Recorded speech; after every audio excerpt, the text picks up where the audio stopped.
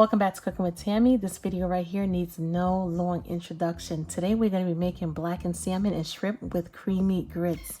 Let me tell you, it's going to be so delicious. Let's get started with this recipe. I just love to make my grits with chicken broth. Trust me, it's going to bring out so much flavor. However, if you've been rocking out with me for a while, you know that I don't really care for the box stuff. So what we're going to do is, to this hot water, we're going to make our own chicken broth. We're going to add some chicken bouillon powder. And we're going to give it a good mix. Make sure it's dissolved and well combined. And to that broth, we're going to add our grits. Guys, follow the directions on the back of the box. With a whisk, we're going to stir it to make sure we get all the lumps out. We want it to be creamy, as I said. If you run into a situation where it's like once everything starts to boil and your grits is too thick and it's not done cooking, what you're going to do is you're going to add some more liquid, whether it be chicken broth or some more water to loosen it up. Because we're about to cook these grits for about 40 minutes. We want these grits nice and creamy and like literally melt in your mouth delicious. Cover it with the lid, drop that heat down to low, and allow the slow cooking to begin. And after about 15 minutes, this is what it's looking like so far. So we're gonna allow it to go for about another 20 minutes. However, every now and then you're gonna check on the grits. Just let the grits know that you didn't forget about it. You're gonna go in there, stir it up just a bit from time to time. Make sure it's not sticking. Make sure you don't need to add no more liquid. And when you're done, you're going to cover it down and just let it continue to do what it do. But in the meanwhile, what we're going to do is we're going to work on our salmon. We're going to add some blackened seasoning to the salmon, of course. Add that blackened seasoning. Make sure you add enough because that's what's going to give it that perfect color once we start to sear it. And we're also going to give it some extra flavor by adding some Old Bay. And of course, I love my McCormick cedar plank salmon season. Can't do without it. So we're going to add some of that as well. Pat it in there. We're going to flip our salmon over once everything is perfectly seasoned, and we're going to do the same thing. We're going to add that blackened seasoning to the back of it as well, as the Old Bay and our cedar plank salmon seasoning. Now, if you end up buying salmon with the skin on, all you got to do is literally just pull the skin off. It comes off really, really easy. Make sure we pat that seasoning in because we want it to stick. Moving right along to our clean and deveined shrimp, we're going to add a little oil. Why are you adding oil? Because it helps with the dry rub. To me, it allows the seasoning to spread a little easier. After we add the oil, we're going to add some Old Bay seasoning and some blackened seasoning. Go in there with those good old trusty fingers. We're going to mix it up really good. Make sure our shrimp is perfectly seasoned.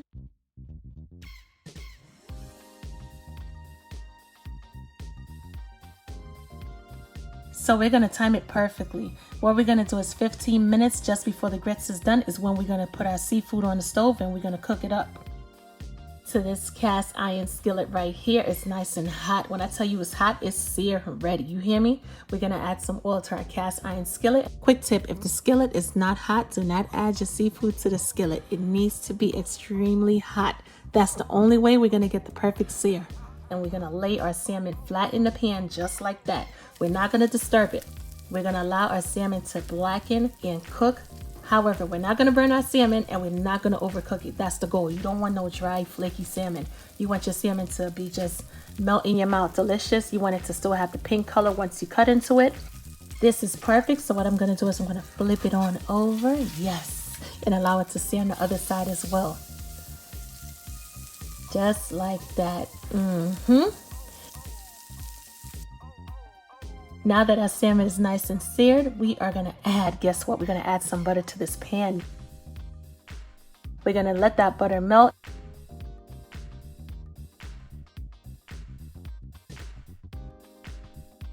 And we're going to hit it with some lemon juice and all of the flavors. Oh, trust me, it's going to be oh so perfect. Now what we're going to do is we're going to take our spoon and we're going to baste the salmon.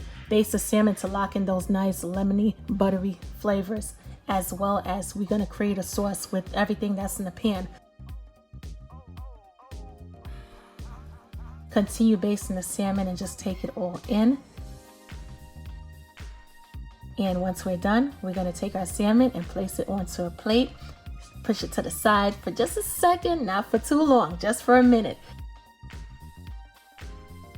And we're gonna use the same pan and we're gonna sear up our shrimp, but we're not gonna cook the shrimp all the way through.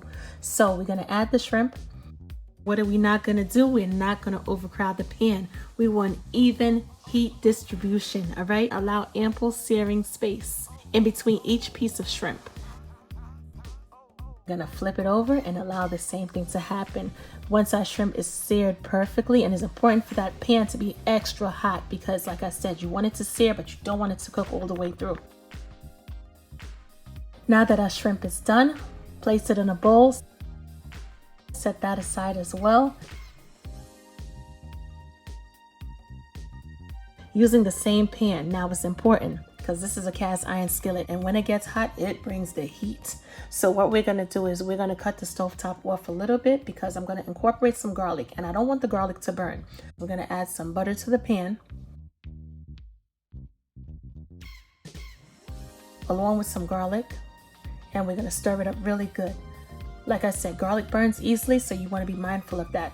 We're going to mix it all in, make sure everything is good to go. Have those aromatics from that garlic released into the butter, and all of the drippings from the seafood that was in this pan, incorporate it really well. Now that we have our bubble action taking place, we're going to add our white wine. Add your favorite brand of white wine. Could be cooking white wine, doesn't matter whether you want to add the expensive stuff or the less expensive stuff. Either way, it is going to be absolutely amazing. And if you cut the stovetop off because your pan was a little too hot, once we add the white wine, it's time for us to cut the flame back on medium heat. And to that mix, we're going to add our heavy cream, not half and half. We need heavy cream. We need creamy richness. You hear me? We're not coming halfway with this recipe. We need the full effect of Cooking with Tammy right about now up in this recipe. We're going to give it a good mix it up. Because we're using heavy cream to make the sauce, you're going to realize it's so much easier. Plus, it's a weeknight dinner. We want to be in the kitchen 30 minutes or less. So rock out with the heavy cream. It thickens up the sauce much quicker. You don't have to use a thickening agent like cornstarch or flour.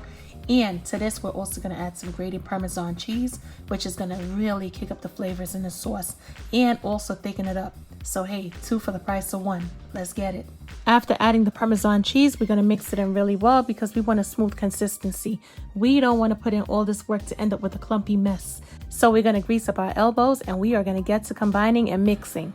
Yes, now that our sauce is nice and creamy and smooth, what we're going to do is we're going to add a little bit of chicken bouillon powder, just a pinch, to elevate the flavors in the sauce even more. And of course, we're going to add a little bit of Old Bay to the sauce as well. And everything is good. Trust me, it is going to be so delicious. Our seafood saucy sauce is going to be everything. What we're going to do is we're going to add our shrimp back to the sauce. And all of those drippings that's in the bowl, we're going to add it to the sauce as well because we want a ton of flavors. Shuffle the shrimp around just a bit, and as you can see, the sauce is starting to change color because it's picking up all of the flavors and seasonings from the shrimp and everything that we added. And boy, let me tell you, it looks so delicious. At this point in time, we're going to allow the shrimp to cook all the way through, so we're going to give it about an extra minute. We're going to hit it off with a little parsley for that extra garnish and that extra cute effect. And we're going to stir it just a bit, not too much. We didn't abandon ship when it comes to our grits. So to our perfectly cooked grits, what we're going to do is we're going to add that butter. Add the butter in there because we want what? We want that nice buttery flavor.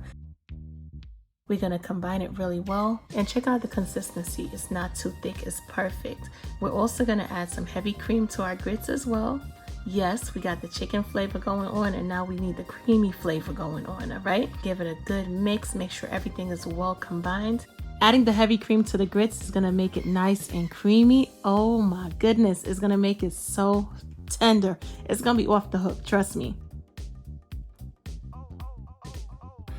Once we're done, we're gonna add some smoked gouda, and let me tell you, the gouda made the utmost difference to these grits because it has that nice smoky flavor that's locked into the cheese. OMG, it was just so complimentary to add it to these grits. Of course, you don't have to add smoked gouda. It's totally up to you whether or not if you want to add cheddar, pepper jack, whatever you prefer is what you're gonna add. We're just gonna mix it all in. Make sure everything is well incorporated. And we're gonna hit it off with some fresh cracked black pepper.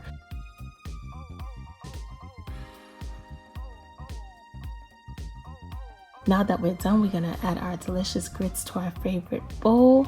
It's about to be on and popping, what? And we're gonna place our perfectly cooked, or should I say our perfectly seared salmon on top, just like that. You can't tell me that does not look amazing. Oh my goodness. And of course, add that gravy on top of the salmon as well. And you remember those shrimps that we just finished cooking? We're about to add it to the top of our salmon, just like that. Allow the gravy to drip onto the salmon. Add some extra shrimp to your grits. And we're gonna go in and we're gonna add that delicious saucy sauce that we created to our grits, just like this. At this point, there's nothing left to do but to take it all in. You can't tell me that this salmon is not perfectly cooked.